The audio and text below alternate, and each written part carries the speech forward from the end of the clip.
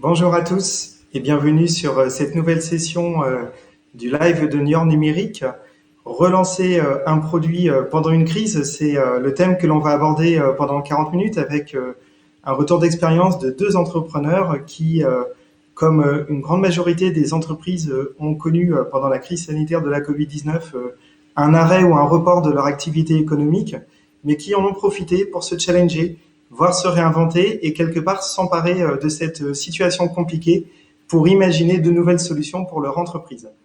Alors, aujourd'hui, on a le plaisir d'accueillir tout d'abord Marc-Antoine Sergent, qui est fondateur et dirigeant de Health for People, une startup créée en 2016 et qui est spécialisée dans l'accompagnement du patient dans son parcours de soins.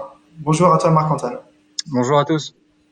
Nous avons également avec nous Christelle Valenza, qui a cofondé Améade avec Christine Dubuisson, que nous saluons. Améade, c'est l'Académie des métiers d'art et du design, qui a été créée en 2019. Bonjour Christelle. Bonjour tout le monde. Bonjour Fabien. Alors, c'est vrai que cette période de crise a été particulière pour toutes les entreprises qui sont dans le domaine de la santé et de l'éducation et de la formation, ce qu'on appelle les EdTech. Et Marc-Antoine, Health for People a, pendant cette crise, eu deux projets de déploiement de plateformes qui ont été mis entièrement à l'arrêt. Et vous avez finalement profité de cette période pour retravailler votre stratégie commerciale, mais aussi lancer un nouveau produit pour la gestion du stress qui s'appelle Coachez-moi. Racontez-nous comment vous avez su rebondir et vous adapter à cette crise sanitaire mondiale. Oui, tout à fait. Donc, une petite introduction un petit peu sur ce qu'on fait pour bien comprendre quelle était notre situation avant avant la crise de la Covid. Donc, nous, on est une société qui a à peu près 4 ans d'existence. On est un peu plus d'une vingtaine de personnes en France et en offshore. On travaille donc sur la partie empowerment du patient, c'est-à-dire le support du patient dans la montée en compétences autour de sa santé, dans aussi notre relation avec le professionnel. On a deux aspects dans notre solution, un aspect éducation en santé avec du e-learning, des contenus santé vulgarisés à destination des patients, monter en compétences, et un aspect gestion de parcours de soins. En fait, qu'est-ce qu'on fait dans cet aspect-là? C'est vraiment là où on a eu les premières problématiques avec la Covid. On travaille sur, en gros, l'intégration des protocoles de soins recommandés par la HAS et tous les organismes de soins pour les digitaliser et les rendre accessibles aux patients d'un point de vue interprétation et aux professionnels pour les pousser aux patients.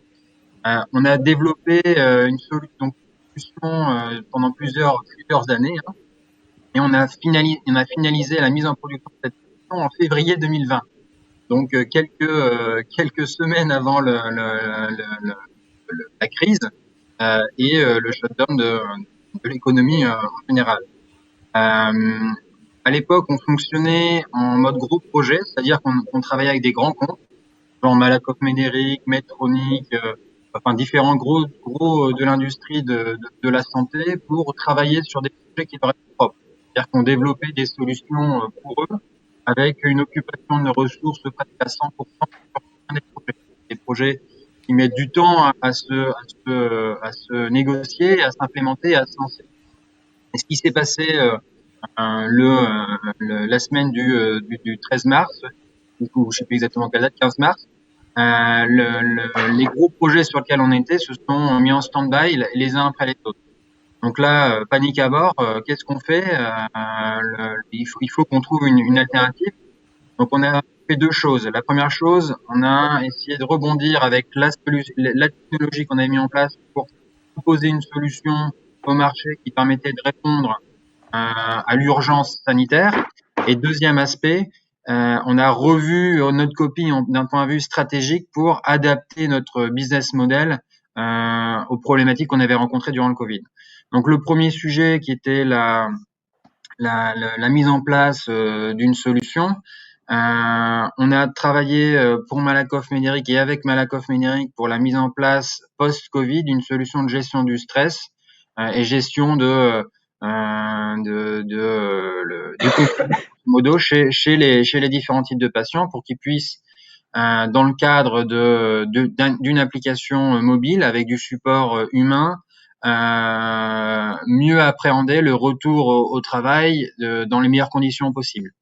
Donc c'est une solution qu'on a travaillé à fond pendant le Covid et qu'on a mis en production une semaine après la pandémie, après le confinement, pas après la pandémie, et qui a bien marché, qui est toujours disponible. Donc ça nous a permis d'occuper les équipes, de générer du cash pendant cette phase de transition. Mais ce qu'on s'est rendu compte, et ça c'est le deuxième aspect durant cette crise, c'est que notre mode de fonctionnement, notre mode de commercialisation grand compte, c'est-à-dire avec des projets faits à façon en utilisant notre technologie, donc développer à façon des solutions pour des grands comptes, bah c'est pas viable. Dès qu'il y a un grand compte qui met en stand-by ou qui nous lâche, grosso modo, bah on se retrouve dans la mouise et il faut qu'on puisse réagir. Donc ce qu'on a fait, c'est qu'on a repris notre copie d'un point de vue stratégique et on a mis en place un produit qu'on a appelé Thomas là, qui sort en ce moment, pour justement être capable d'être beaucoup plus réactif. Donc on a pris les différents besoins et définit les enjeux de ce produit de gestion de parcours orienté patient pour qu'il soit adaptable très simplement, non pas en plusieurs mois pour faire une solution dédiée client, mais en quelques semaines pour intégrer les spécificités de chaque client au sein de la même solution. Donc c'est les mêmes applicatifs, mobile ou web, pour n'importe quel type de patient et donc quel type de client, pardon. Et donc les cycles d'intégration client passent de plusieurs mois à quelques semaines. On gagne en flexibilité. On gagne en coût aussi du côté client pour être beaucoup plus simple, mais on perd en personnalisation d'un point de vue client. C'est-à-dire qu'on fait pas une solution dédiée pour Malakoff, par exemple, ou dédiée pour X ou Y. On a une solution marché que le client va pouvoir prendre en marque blanche et exploiter dans le cadre de ses propres parcours, de ses propres besoins santé. Donc, pour moi,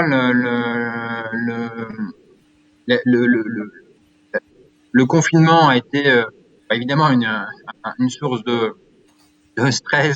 Il fallait réagir vite, se réinventer rapidement, trouver des nouvelles idées pour proposer des solutions dans un temps très très court. Mais aussi, ça a été aussi une opportunité pour, grosso modo, revoir sa copie. Prendre le temps avec les équipes de se poser autour de la table, de réfléchir, ok, on a un mode de fonctionnement depuis 4 ans. Est-ce que ce mode de fonctionnement est le meilleur? Est-ce qu'on peut pas l'adapter? Est-ce qu'on peut pas le revoir pour proposer au marché quelque chose de plus scalable et de plus adapté? Donc pour moi, c'est vraiment les deux sujets clés qui ont été opportunités qu'on a pu avoir durant la crise et le confinement. Merci beaucoup Marc-Antoine et on souhaite une longue vie à Thomas évidemment, on y reviendra juste après. Alors Merci. pour les participants surtout, n'hésitez pas à poser des questions, on va réserver un petit peu de temps à la fin pour pouvoir les poser en direct à Marc-Antoine et à Christelle. Le meilleur canal pour ça, c'est peut-être le tweet avec le hashtag Twitter, avec le hashtag LiveSessionNiort. Donc voilà, n'hésitez pas à poser des questions sur ce sujet passionnant en effet de comment profiter d'une crise pour relancer un produit. Alors deuxième témoignage maintenant, celui de Christelle Valenza, qui est donc cofondatrice d'Améad. Améad, c'est la plateforme d'information, de formation et d'accompagnement des professionnels des métiers d'art et de design. Tu vas nous expliquer un petit peu ce que ça revêt un petit peu comme activité finalement, Christelle, tout à l'heure. Et vous avez été accompagné par le SPN dans le cadre d'un programme d'accompagnement qui s'appelle le Startinov Studio et qui vous a permis en fait de travailler sur une offre de blended learning, comme on dit dans le jargon professionnel, c'est-à-dire une offre de formation qui mixe du présentiel et du distanciel. Lorsque vous avez lancé votre activité concrètement l'année dernière, vous avez principalement privilégié les formations en présentiel. Et après plusieurs mois de travail, votre activité s'est fortement lancée en début d'année 2020.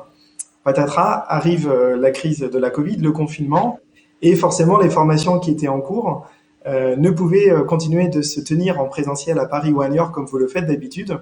Et il fallait faire un choix entre arrêter et reporter complètement ou basculer en distanciel via les systèmes de visioconférence pour aller au moins au bout de ces formations qui étaient en cours.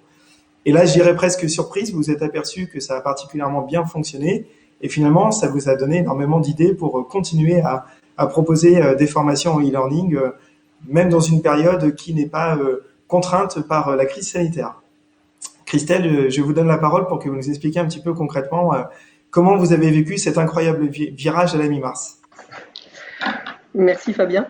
Oui, donc effectivement, nous avions surtout commencé par des formations en présentiel pour nous donner le temps, voilà, financièrement aussi, de développer la plateforme qui allait proposer en fait des formations en e-learning. Mais ce qu'on avait plutôt imaginé, notamment pendant le Starting Up Studio, c'était des formations sous forme de vidéos avec ponctuellement des classes virtuelles parce qu'on savait que ça c'était essentiel pour notre public d'arriver à se rencontrer, mais on s'était imaginé des classes virtuelles de 3/4 d'heure, 1 heure grand maximum, pensant que notre public ne pourrait pas rester plus longtemps comme ça, enfin voilà, dans ce type de solutions de e-learning. Donc on était vraiment plutôt sur du micro-learning et des petites classes virtuelles. Et puis, donc là, en fait, le samedi qui a précédé le confinement, on était, donc moi j'étais à Niort, je partais à Paris le lendemain parce que j'avais une grosse semaine de formation, toute la semaine à Paris. Les 5 jours étaient complets. J'avais 2 formations, dont une avait déjà commencé en fait 15 jours plus tôt avec Christine. En fait, c'était une formation en 6 jours. Et le samedi soir, patatras, quand le ministre a annoncé la fermeture des établissements pouvant recevoir du public, nous on n'a pas attendu le confinement. La salle que l'on louait à Paris était ERP, donc voilà, ne pouvait pas ouvrir. Donc là, réunion en urgence à 9h30 du soir en disant mais qu'est-ce qu'on fait, et puis dès le dimanche, donc on s'est dit on essaye de les maintenir. Pour nous, c'était pas question d'abandonner en fait nos stagiaires qui comptaient sur ces formations et puis qui avaient déjà commencé, d'une part, et puis d'autre part aussi pour la santé financière d'Améade, c'était d'un seul coup, voilà, quand même, on avait effectivement bien démarré l'année et là, c'était la chute libre. Donc, on s'est donné 2 jours pour arriver à trouver une solution. Le dimanche, on a testé plein de solutions de visioconférence qu'on n'avait pas vraiment testé jusqu'à maintenant. On utilisait ça juste entre nous deux, éventuellement, parce qu'on est basé à Niort et à Paris. Et donc, moi, j'ai testé ça concrètement avec mes enfants, chacun dans une pièce avec un ordinateur. Et on a testé plusieurs solutions qu'on avait notamment vues à Paris au salon du e-learning. Et puis, on a retenu une solution. Le dimanche, on a tranché, on a retenu une solution. En fait, on a repoussé quand même de quelques jours, de 3 jours, la première formation pour avoir l'accord des financeurs, parce que nous, on avait vraiment quand même à cœur que nos entreprises ne se retrouvent pas engagées dans une formation et que finalement, les financeurs ne leur disent non, finalement, c'est à distance et on ne prend pas en charge. Donc, on a, dès le lundi, écrit à tous les financeurs pour s'assurer qu'ils prenaient en charge. On a eu les réponses dans le mardi, mercredi. Et du coup, ça nous a permis de démarrer sereinement la formation du jeudi. Avec donc, j'avais donc 8 stagiaires. Donc, en visio, c'était pas rien. Il a fallu aussi réadapter tous les supports de formation parce que j'allais pas juste projeter un PowerPoint. Il fallait aussi que d'habitude, moi, je les fais travailler en atelier, j'interviens, ils se rapprochent au niveau des tables, ils travaillent à 2 ou ils travaillent tout seuls, je passe entre eux. Enfin, du coup, là, il fallait tout réinventer. Donc là, ça a été des heures de boulot, des journées, voilà, qui n'en terminaient pas. Et puis le jeudi, je me suis lancée dans le bain. Et super, ça s'est très très bien passé. Les stagiaires étaient contents.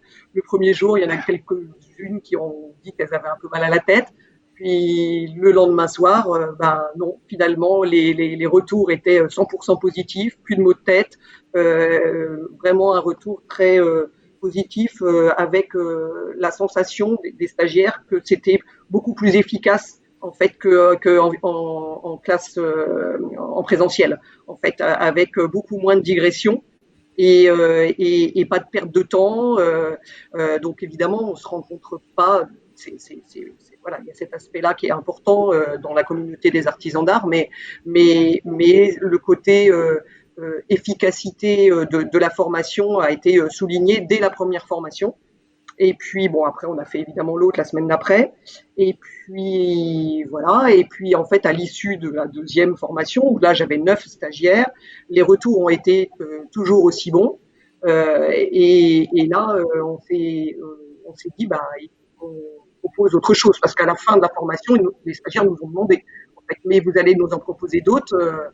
Donc là, on a revu tout le planning, on a appelé nos intervenants, vu avec eux quelles étaient les formations qu'il était possible de mettre en ligne. Donc on a remodifié l'offre et puis on a reproposé un calendrier. Et là, on a croulé sous les inscriptions. Vraiment croulé sous les inscriptions. C'était les mails rentraient en permanence dans la boîte aux lettres, les inscriptions, des dossiers d'inscription. Et donc voilà, là, nous, on n'a pas arrêté en fait pendant les 2 mois de confinement. Ça a été 2 mois sans un week-end à travailler énormément. On a fait, pour donner un petit indicateur, on a fait 180 jours de formation, enfin de jours de formation stagiaire, juste pour donner un ordre de grandeur. C'est ce que on faisait à l'époque quand j'étais à la mission régionale. C'est ce qu'on faisait donc métier d'art de Poitou-Charentes. C'est ce qu'on faisait par an. Donc voilà. D'accord. Ça a été vraiment quelque chose d'assez incroyable. Succès, oui. Et puis voilà. Donc après, bon, il y a eu le déconfinement.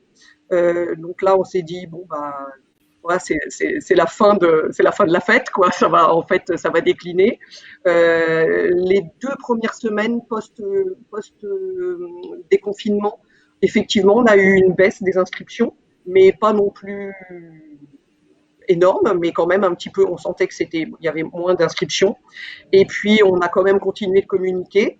Et puis, les inscriptions ont repris et on a travaillé comme ça, en fait, jusqu'à mi-juillet, avec des retours différents. Pendant le confinement, les stagiaires s'inscrivaient parce que de toute façon, ils avaient, entre guillemets, le temps, parce que tout était arrêté, ils n'avaient plus de salon, ils avaient, voilà, ils avaient puis besoin aussi de se sentir ensemble, etc.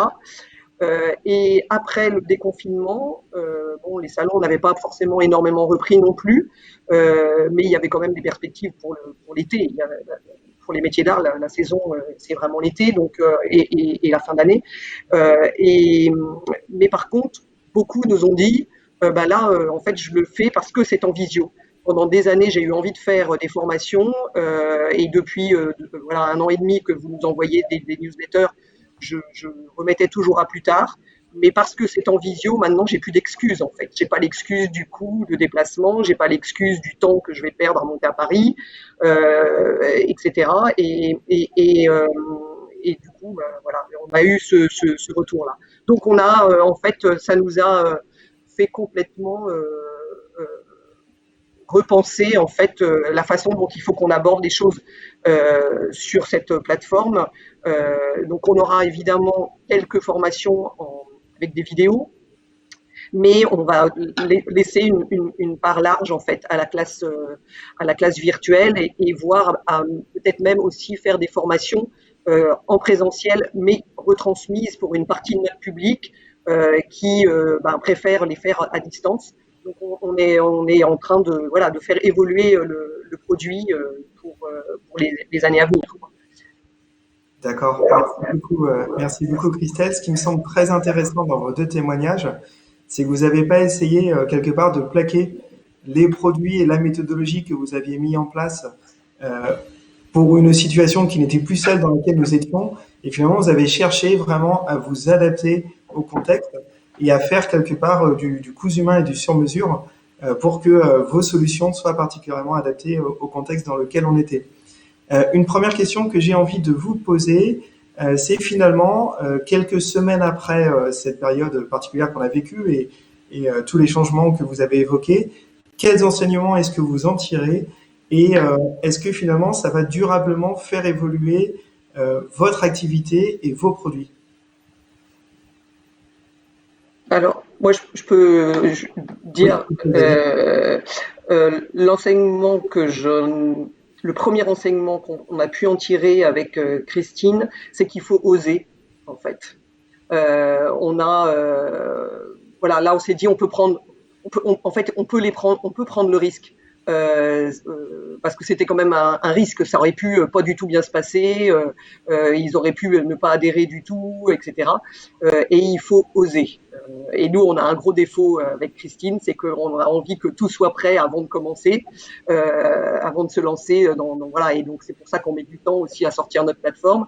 Et en fait, l'enseignement, c'est qu'effectivement, on peut sortir les choses petit à petit et qu'il faut oser et tester et améliorer. Et c'est ce qu'on a fait en fait vraiment pendant toute cette période.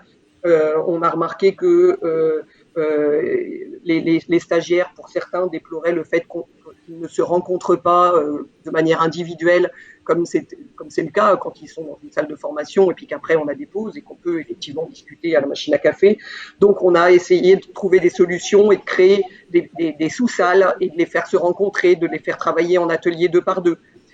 Voilà, et ça, on a à chaque fois essayé d'adapter nos outils, d'essayer des nouvelles choses et de oser, voilà. Puis des fois de se dire bah non, en fait ça c'est pas terrible, donc il vaut mieux pas continuer de cette manière-là, mais de oser ne pas y arriver en fait, voilà, ça c'est vraiment hyper important. Ce que tu évoques là, en effet, nous renvoie pas mal aux méthodes agiles qu'on a évoquées plusieurs fois pendant les questions de demi-heure numérique et voilà, qui font aussi partie des préceptes étudiés dans les programmes d'accompagnement comme Startinov. Marc-Antoine, toi, qu'est-ce qu'on peut souhaiter maintenant à Thomas? Non, moi, juste avant, je voudrais compléter un petit peu je suis tout à fait d'accord avec Christelle sur il faut oser. De toute façon, je pense que dans l'entrepreneuriat, c'est un prérequis de toute façon. Et lancer une boîte, c'est justement oser. Ce que je pense aussi, plus particulièrement sur le secteur de la santé, c'est que la crise, elle a en fait ouvert des opportunités. C'est-à-dire que le monde de la santé a évolué avec la crise aussi. C'est-à-dire que ça, dans la difficulté, ça a imposé à un monde qui était assez figé, assez rigide, des nouvelles méthodes de travail. Donc la télémédecine, elle a jamais aussi bien marché qu'aujourd'hui. Le marché a évolué avec des interactions beaucoup plus fortes entre les professionnels et les patients, et donc ça crée des opportunités, particulièrement dans la santé, mais pour nous justement, ça crée aussi beaucoup d'opportunités. Donc maintenant, il faut aller avec cette mouvance justement de innovation en e-santé qui va aller de plus en plus en avant, grâce justement à cette activité, à mon sens. Et pour nous, justement, c'est là où est l'opportunité. Et malheureusement, en quelque sorte, la crise a permis au monde de la e-santé, au monde de la santé, de voir que la e-santé avait un rôle à jouer et devait être totalement intégrante de la santé en général, du système de santé en général. Donc voilà, nous, il faut qu'on avance avec et qu'on continue à innover dans ce domaine en continuant à innover. Très bien, merci beaucoup pour ce témoignage. Alors j'ai une première question qui me vient d'une participante. Comment se passe la prospection commerciale de nouveaux clients dans le cadre d'une crise? C'est très compliqué, parce que en tout cas dans notre secteur, c'est-à-dire que nous, nos clients, ça va être toutes les institutions, par exemple, ça va être les hôpitaux, ça va être les laboratoires d'analyse, etc. Et eux, ils étaient tous focus à 100% sur la gestion de la crise. Donc, essayer d'aller chercher des nouveaux prospects en temps de crise sanitaire dans le monde de la santé, c'est coton. C'est assez difficile. Mis à part sur des appels à projets spécifiques sur voilà, la gestion de la crise elle-même, la prise en gros, c'est plus les institutions qui vont faire des appels à projets, dire voilà, on a besoin de nouvelles solutions pour gérer les patients Covid, etc. C'est là où il va y avoir les opportunités. Mais faire du démarchage standard, porte à porte je vais aller voir le labo 1, le labo 2, le labo 3, ça marche pas. Plus de porte d'entrée pendant la crise. Ouais. Christelle, tu veux compléter peut-être? Oui. En fait, nous notre prospection, elle était surtout basée sur une adaptation de l'offre. c'est-à-dire qu'on a adapté aussi, on a continué, on a un fichier client, enfin, pas client, mais d'entreprises métiers d'art à qui on adresse donc des newsletters régulièrement. Mais là, il fallait qu'on leur propose des thèmes qui pouvaient leur être utiles pendant le temps de crise. C'est vrai que voilà, leur proposer un thème de préparer un salon alors qu'on sait pertinemment qu'il n'y avait pas de salon pendant plusieurs mois, c'est sûr qu'on n'allait pas remplir la formation. Donc on a surtout vraiment adapté et d'ailleurs tous les thèmes qui ont tous très bien marché, et c'est là aussi où on a vraiment rempli, c'était des thèmes qui étaient en lien avec Internet. C'était aussi les aider, eux, à faire face à la crise, donc grâce à des formations qui allaient leur permettre de s'améliorer sur les réseaux sociaux, au niveau de leur site internet, de la vidéo, des photos, etc. Enfin, donc voilà, des formations qui allaient les aider en fait à se développer, puisque c'est notre ADN. Nous, on est sur de l'accompagnement vraiment au développement commercial de ces entreprises. Donc, la prospection, elle s'est fait, voilà, ça s'est fait naturellement parce qu'on avait adapté l'offre. Voilà. Après, on n'a pas eu le temps de faire plus de prospection que ce qu'on faisait déjà d'habitude. On n'a pas, nous, développé en plus sur les réseaux sociaux, etc. Parce que de toute façon, voilà, on travaillait déjà 15 heures par jour, donc là, c'était plus, on ne pouvait pas faire ça en plus, quoi. D'accord. Et si je comprends bien, vous êtes plutôt passé par des campagnes marketing ciblées, type emailing, parce que vous Oui, avez déjà tout à accès fait. à des données Ouais, clients connus oui, dans le secteur. Est-ce oui. que le phoning, ça fonctionnait? Vous êtes vraiment passé par le digital plutôt? Alors, ça passe souvent quand même par de. Alors, je ne fais pas de démarchage phoning, mais par contre, j'ai beaucoup d'appels entrants. Voilà, de gens eux, donc d'entreprises qui sont intéressés par les formations, mais qui sont quand même, entre guillemets, inquiètes. Est-ce que je vais y arriver? Comment ça se passe quand même vraiment en visio? Est-ce que c'est possible de faire des tests pour voir si chez moi j'ai assez de bandes passantes, etc. Donc oui, j'ai eu beaucoup d'appels, d'appels entrants, mais nous, on n'a pas fait d'appels sortants. Pendant cette période-là, on n'a pas eu le temps. Même si en temps normal, j'en fais. Là, je n'ai pas eu le temps. Voilà, D'accord. ou éventuellement à relancer quelqu'un qui a dit qu'il était intéressé et qui n'avait pas renvoyé son dossier. Mais c'est Ouais, bien sûr. voilà, pour pouvoir faire les dossiers de financement, mais c'est tout. C'était plus du suivi que de la prospection nouvelle. Oui, c'était plus du suivi que de la prospection, absolument. Oui. D'accord. Alors, autre question d'une participante, peut-être une question qui fâche un peu, surtout pour des startups qui sont du coup évidemment toujours en phase de lancement. Comment anticiper ces finances au vu de la temporalité incertaine de la crise? Comment est-ce que vous avez géré cette crise au niveau de la trésorerie? Ah, Alors, il y a eu le support de l'État sur les PGE, etc., qui ont permis de sortir, de gérer de la trésorerie, de générer de la trésorerie, voir venir. Mais après, il a fallu être hyper précautionneux, c'est-à-dire pas de dépenses superflues, se serrer la ceinture pendant la période. Euh, L'anticiper en amont, pour moi, c'est pas possible. On peut pas anticiper une crise comme ça. Pas Christelle, ce que t'en penses? mais nous, on a moins été confrontés à ce problème-là parce qu'en fait, d'un seul coup, on avait des charges qui diminuaient énormément puisqu'on n'avait plus de déplacement, plus de frais de location de salle à Paris. Donc, on a moins eu cette problématique-là. Et puis nous n'avions pas jusqu'alors de salariés. Là, on vient de recruter un apprenti, mais donc on n'était pas étranglés en fait. Et puis nous c'est arrivé au moment où Améad était prêt. On était prête en fait. Voilà, on s'est vraiment fait la remarque que si c'était arrivé un an plus tôt, on ne sait pas si on aurait su rebondir de la même manière. Mais là, on était vraiment sur une phase croissante. On avait décroché plusieurs appels d'offres dans le dernier semestre de l'année précédente, et on avait été faire donc les formations en présentiel, donc dans les différents, pour ces différents clients en janvier, février et jusqu'à la veille, 2 jours avant le fameux samedi. Donc en fait, on avait aussi voilà, des rentrées. Des rentrées d'argent grâce à ces appels d'offres qu'on avait remportés. Donc, on n'a pas été confronté à cette problématique-là. Voilà. Donc, mais aussi parce qu'on a une structure très, très légère.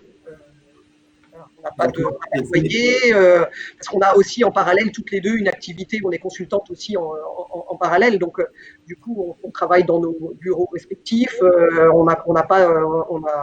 donc voilà, pour Améad, la question de trésorerie ne s'est pas posée, et puis aussi parce qu'on avait eu une aide BPI, donc voilà, on avait eu une bourse de l'innovation qui nous a donné aussi, qui nous donne de l'air aussi, voilà, donc voilà, on n'a pas eu cette problématique-là. Très bien, c'est aussi en effet pour le coup peut-être l'avantage de la souplesse et de l'agilité d'une petite structure qui se lance comme une startup dans le cas d'une crise comme celle-ci. Tous les deux, presque collectivement tout à l'heure, vous avez dit, surtout entrepreneur, il faut oser. J'ai retenu ce terme-là. Et pour conclure ce webinaire, j'ai envie de vous poser une dernière question. Quel conseil pratique est-ce que vous donneriez à un entrepreneur qui veut lancer un produit en période de crise? Waouh. Alors, moi, je pense que c'est pas le bon moment. Concrètement, ce qui s'est passé pendant la crise, on a pu le voir. Là où on pouvait innover, c'était sur des appels à projets. C'est-à-dire, c'est les institutions qui vont demander, voilà, encore une fois, sur comment on peut gérer les patients en Covid. On a une grosse urgence pour adapter nos solutions pour faire de la téléconsulte. On a une urgence pour faire du télésuivi à domicile de patients, etc. Ces institutions-là, jamais ils iront prendre un projet qui n'a pas été approuvé. C'est-à-dire qui n'a pas eu un go live déjà appliqué. Qui a été notre cas. C'est-à-dire que nous, on a sorti la solution technique en février. On n'avait pas encore, en première mise en prod.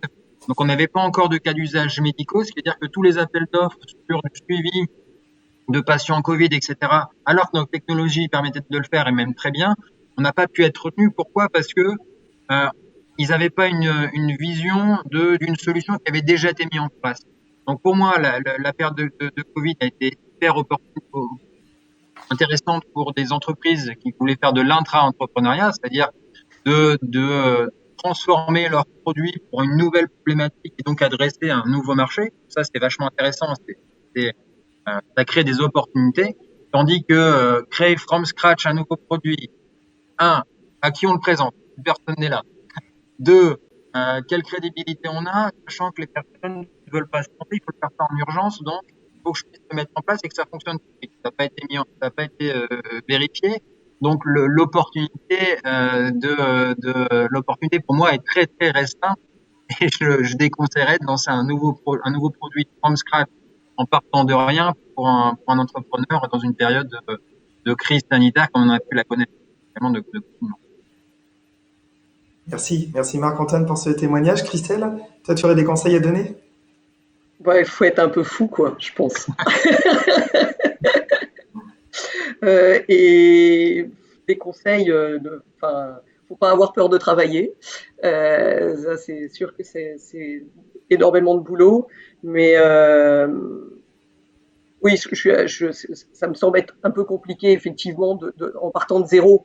Par contre, d'adapter une idée, ça, évidemment, il faut le faire. Il faut le faire absolument.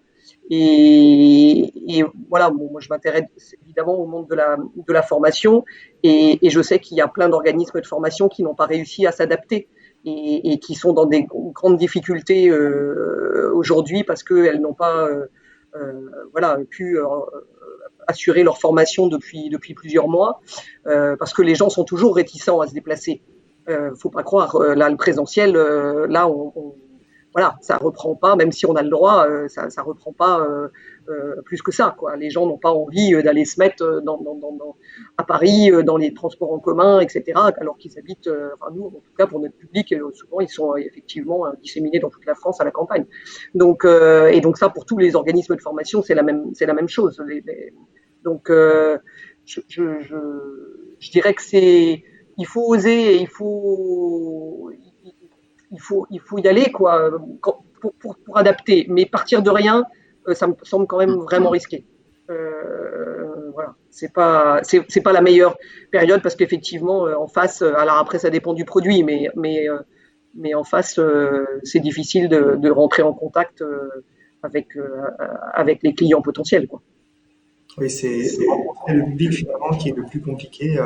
Voilà, c'est ça, c'est le rencontrer, c'est sûr. C'est ça qui est le plus compliqué s'il n'y a rien déjà de préparé, quoi.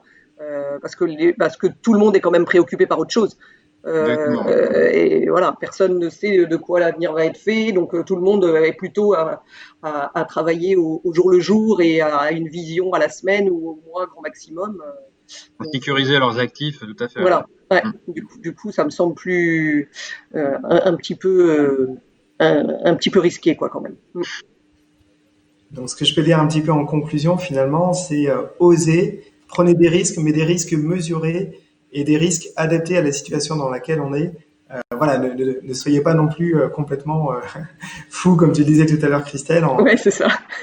en lançant, entre guillemets, voilà, un produit qui serait complètement inadapté au contexte dans lequel on se situe, quelque Oui, part. oui. Il faut qu'il y ait vraiment une adaptation. Sinon. Ouais, c'est profiter de la situation pour innover, mais à l'intérieur de l'entreprise, à l'intérieur de votre propre produit. Ça, c'est clair. Il faut en profiter pour innover, parce qu'il y a eu plein d'opportunités. Mais démarrer quelque chose en période de crise, c'est pas un conseil à donner, quoi.